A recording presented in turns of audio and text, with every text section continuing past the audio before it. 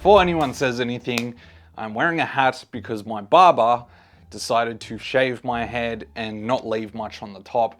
I said to him, look man, I'm losing my hair, you should probably just shave my head. And he was like, no, don't worry about it, bro. I'll make it look great. Don't worry. I'll accentuate it and be able to hide it. No worries. Next minute, freaking leaves nothing on the top to the point where I think to myself, you might as well have just shaved my head. Anyway, the show must go on. Finally, Nintendo has brought us a Mario Brothers movie to make up for the atrocity of the 1993 film.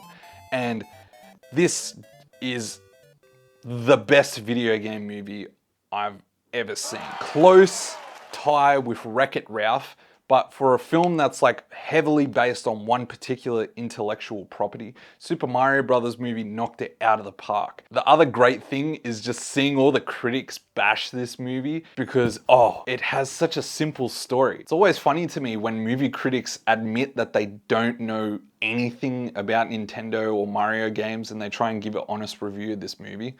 I'm like, this movie's not for you. It'd be like me doing a Dungeons and Dragons movie review. I know nothing about Dungeons and Dragons, so obviously I'm not gonna like it as much as fans of Dungeons and Dragons. Obviously these critics are not video game fans and they've never played a Mario game to save their life, because everyone knows that Mario games are not known for their storytelling. They're about transporting people to other worlds and the joy and wonder of seeing these new worlds, new enemies, new environments, Bowser, destroying Bowser in all these fun ways. That's what Mario games are about, all the fun platforming. This felt like playing a Mario game, but as a movie. And it gave me all these things that I didn't know I wanted in a Mario movie. It brought me back to my 5-year-old inner self, playing video games without a care in the world, just enjoying life. All the winks and nods throughout this movie just showed me as a Nintendo fan that Nintendo appreciates and cares about us. Mario Brothers movie was surprisingly hilarious. For me, as a grown man, me and Martin went to watch this movie in a packed theater that was full of little kids.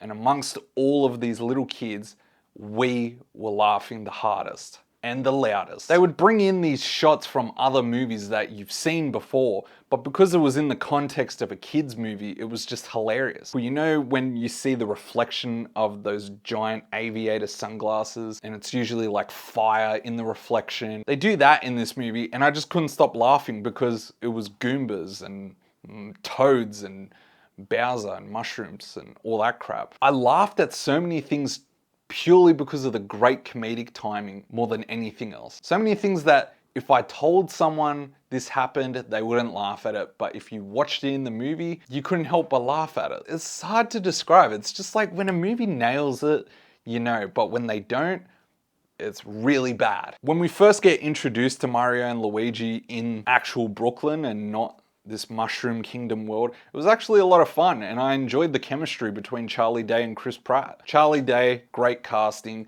and to be honest, as an Italian myself, I was not offended and I did not care about the stupid accents. These actors were chosen because they were box office draws. Chris Pratt was chosen because he is a bona fide box office movie star. Yeah, he was fine in the role. I prefer Chris Pratt's voiceover work in films like the Lego Movie, but for what he had to do here, playing an average everyman, it was fine.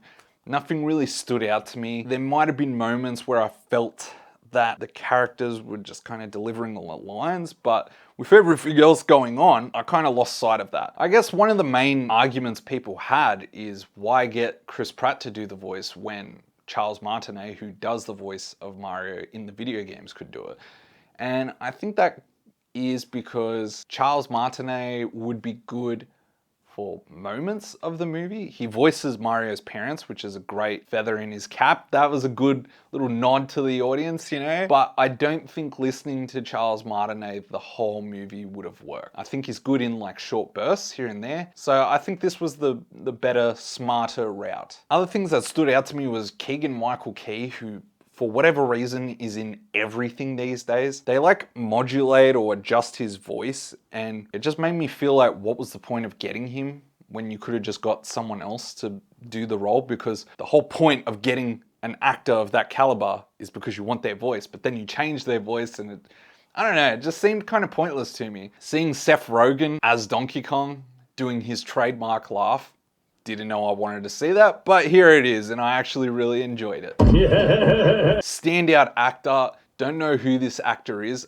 I at one point thought that Bryan Cranston was voicing one of these little toads because they had this little toad general that had this very serious, like James Earl Jones kind of voice going on. He'd say things like, "We must save the Mushroom Kingdom," because he said it with such gravitas and such seriousness that you had to laugh at it. Turned out it wasn't Bryan Cranston, it was this other actor, but that guy did a fantastic job. And Jack Black nailed Bowser. Out of all the actors in this movie, it felt like he was the only one that was trying to change for the character. Every other actor, I felt like they were just themselves, which is fine because they're still great actors and great personalities. But Jack Black, I felt, was the only one that changed his voice to suit Bowser, and it worked. He was menacing when he needed to be, but he also showed that stupid, goofy side of Bowser that wants to marry someone without their consent and has no idea what the hell he's doing and is an absolute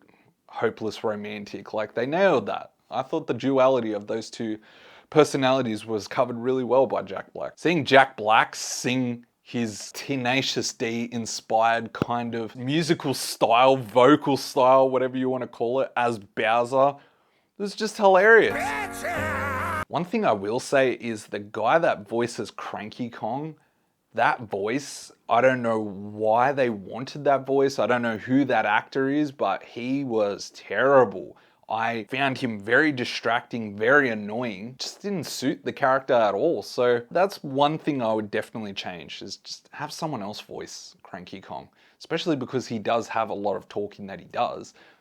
Just get someone else. If you're not a fan of Nintendo or of these games, there's going to be lots of references that will go over your head or that you just won't really appreciate. Hardcore fans will feel right at home with this movie. They'll feel that this is just made for them. And honestly, I felt this movie was made for me as someone who grew up playing all these games. To this day, I still play these games. I think it's been a long time since I watched a movie with a smile on my face the whole time, but here it was. I want to watch it with other people to see what they think, especially if they're not Nintendo fans. Like, my partner is not a gamer at all. So I'd be very curious to see what she thinks of this movie without all the knowledge of the references and stuff like that. Like, would this still appeal to people?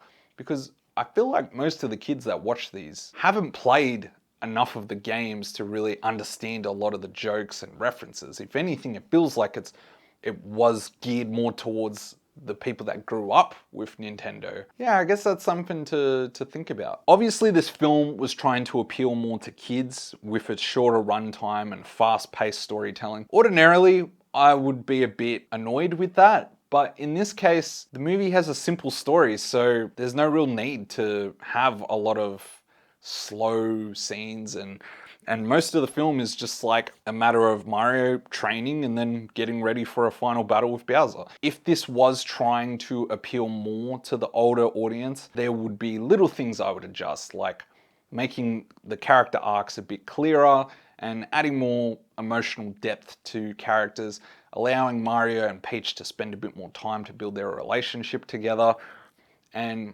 seeing more of Mario and Luigi together, understanding more of like what's at stake and why Mario is this reluctant hero, or why he's not appreciated by his family.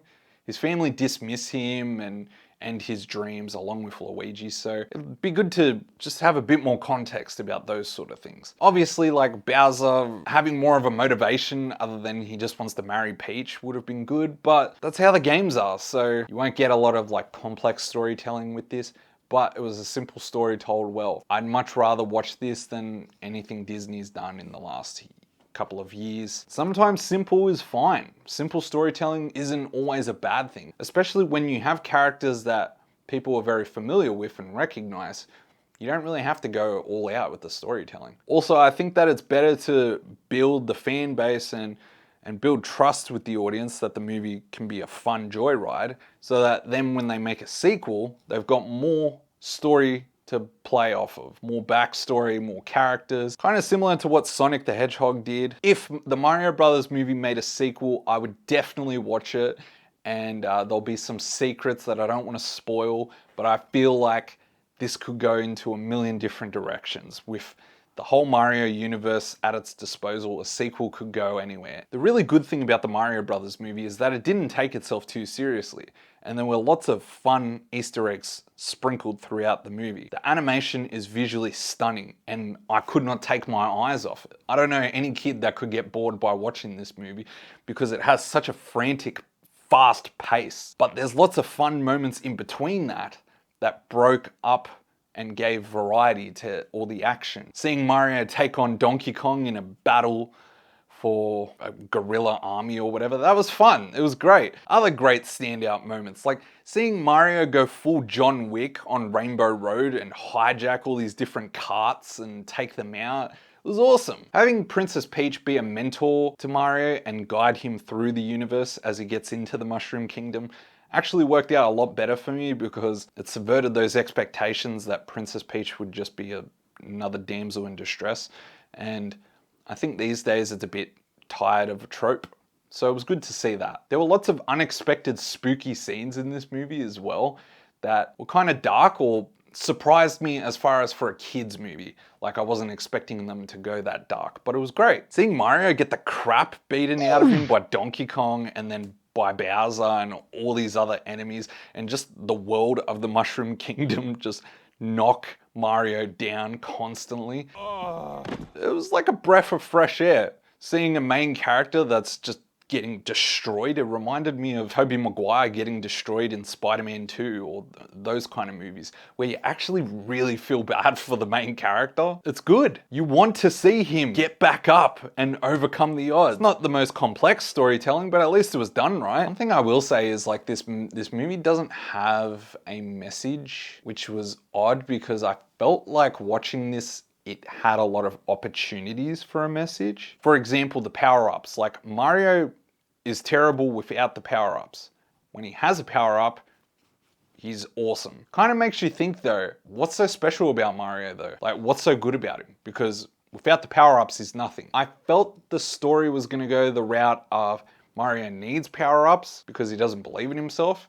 And then there'd be a moment where without any power-ups, he would be able to still defeat Bowser because he found the strength within, all that kind of stuff. I just feel like there was a missed opportunity there for like a better overall universal message in this film. Because right now it just felt like it was just covering like family, I guess believing in your dreams, that sort of thing. But just didn't go all the way with that. So what did you think of the Mario Brothers movie? Was this your favorite video game movie adaptation? And if not, what other video game adaptation movies are your favorite? What other video game adaptations would you like to see? Me personally, I'd love to see a Zelda movie using this same kind of style that the Mario Brothers movie did. I think that would be really cool. Could be a bit more darker, a bit more mature, appealing to older audiences. But I think that the Zelda franchise has a lot of potential. So that's what I thought of the Mario Brothers movie. I'm giving it 4 out of 5 mushrooms. So that's me, guys. If you enjoyed this movie review, please leave a like, share this video, and subscribe to the YouTube channel for more videos like this. That's me, guys. Wahoo! Wahoo! Wahoo!